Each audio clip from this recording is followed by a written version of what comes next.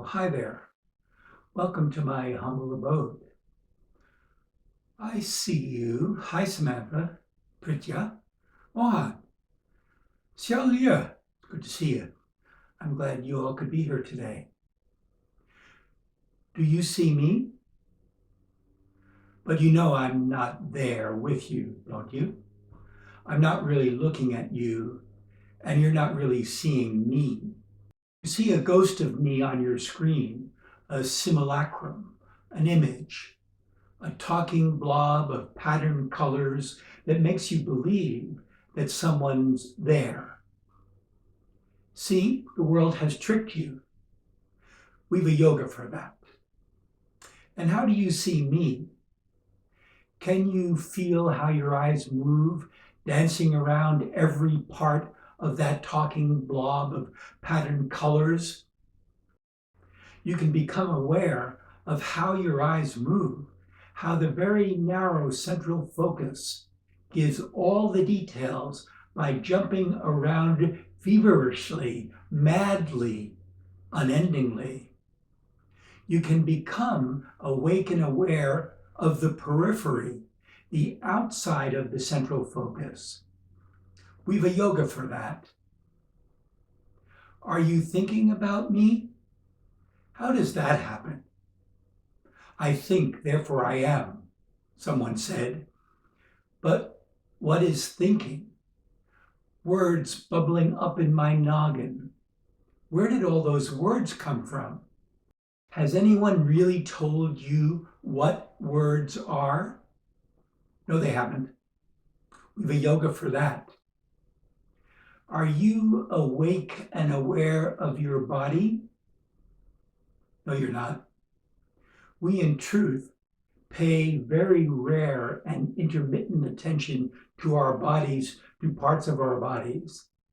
We'll explore this and you'll see for yourself.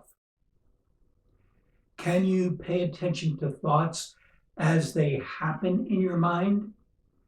Do you get caught in feeling thought loops that push you around? Are you addicted to stories and screens? We've yogas that will show you something no one has shown you before. We've yogas that will show you what your mind is and how it runs you inexorably, implacably, and largely unconsciously. A series of simple yogas to achieve a new vision, a radically different understanding of the nature of reality. Okay, I've said it, a radically different understanding of the nature of reality. We've easily, naturally, unconsciously come to believe many things.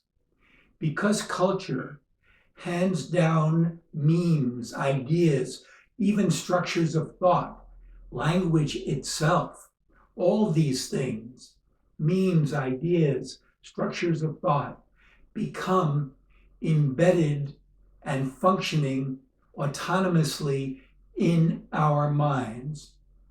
Because cultures, clan originated and naturally extended language create our minds, it's very difficult to step outside the structures of thinking and examine the nature of thought impartially. We'll see this. Civilizations of old presumed the truth of the spoken word. Literatures, religions, and philosophies of old presumed the truth of their stories about great men, heroes, heroines, sages of plenty, gods, goddesses, presumed the stories about the origin of the surrounding world and why it was there. And we've come to presume the truth of our stories, of our modern stories, particularly our scientific stories. Get ready for a shock.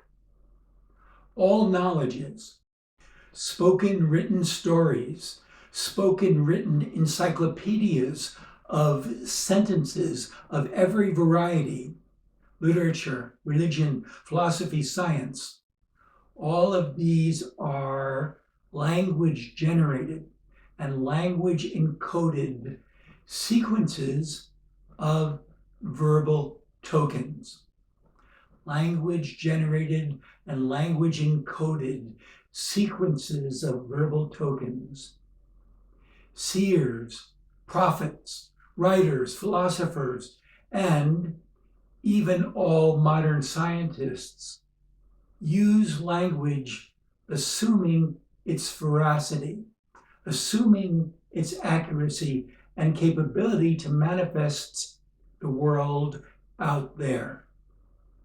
But what if this core assumption is not true, not accurate? What if words are something else? Language generated and language encoded sequences of verbal tokens. Maybe that's all they are. Maybe that's all everything is.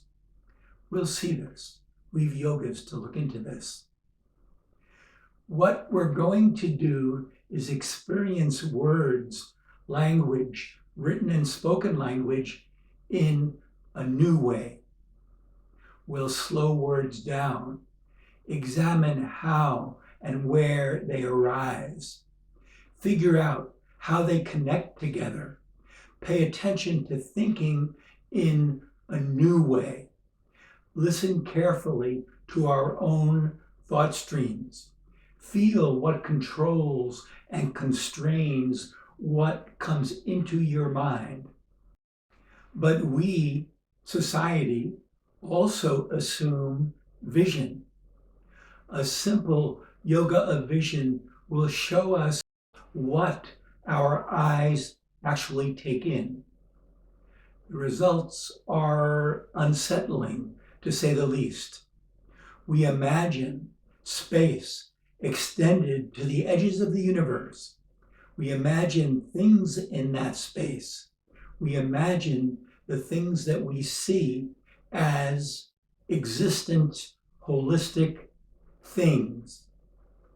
But we actually see thousands of small patches of things. Each glance is like a very narrow snapshot or glimpse. The bright, foveal, central area that catches all the detail is a mere 10% of the entire visual field. How do these slivers of vision get sewn together to make the world we think we see? Our eyes dart and dance around everything in our environment hundreds of times a minute. Can a person feel each glance? Pay attention to the mechanics of vision? We've a yoga for that. We're going to examine the bases of all bases. We're going to examine how the mind itself works by paying close attention to our own minds, not just talking about it, but paying attention to it, seeing it in itself as it works. We're going to resist a whole lifetime's conditioning and a lifetime's habits of awareness.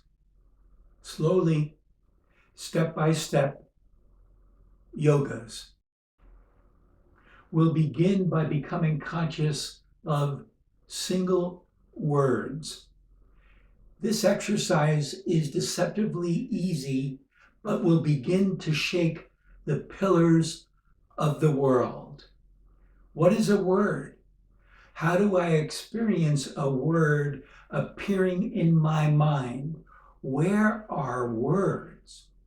We'll do something we almost never do. We'll pay attention when we hear a word. Learn to listen to inner speech. to words speaking themselves in our inner ear. We'll see how words associate, how and why they attach themselves together and bubble up into our mind. We'll feel, examine the implantation of words and knowledges into our minds and see how these make us who we are. Did you know that mommy, daddy, and schools and guilds of every variety implant patterns of words into your mind? Oh, yes, they do. Later, we'll pay attention to these same words when we read them.